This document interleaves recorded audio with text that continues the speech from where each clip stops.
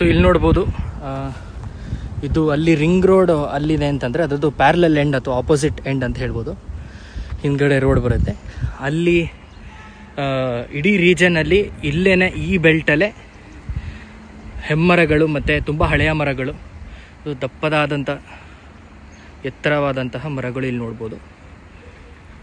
ಹೆಚ್ಚು ಕಮ್ಮಿ ಅಂದ್ರೂ ಈ ಬೆಲ್ಟಲ್ಲಿ ಒಂದು 60+ ಟ್ರೀಸ್ ಇದೆ. ಸೊ ರೋಡು ಹಂಗೆ ಸ್ಟಾರ್ಟ್ ಆಗುತ್ತೆ, ಹೀಗೆ ಸ್ಟ್ರೇಟ್ ಹೋಗಿ ಅಲ್ಲಿ ಒಂದು ರೈಟ್ ತೊಗೊಳ್ಬೇಕು. ಸೊ ಅಲ್ಲಿ ನೋಡಿ ಗಾಡಿ ಹೋಗೋದು ಕಾಣಿಸ್ತಾ ಇದೆ.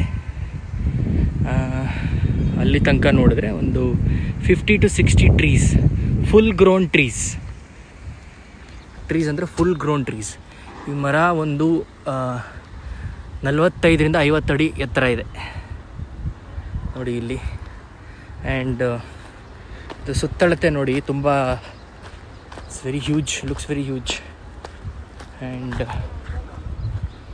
ಆ್ಯಂಡ್ ಇಲ್ಲಿ ನೋಡ್ಬೋದು ಈ ಮರ ಕೂಡ ನೋಡಿ ತುಂಬ ದೊಡ್ಡದಿದೆ. ಮಳೆ ಬರ್ತಾ ಇದೆ ಇವಾಗ, ಸೊ ಹಾಗಾಗಿ ಅಷ್ಟು ವೀಡಿಯೋ ಮಾಡೋಕ್ಕಾಗಲ್ಲ ಅನಿಸುತ್ತೆ.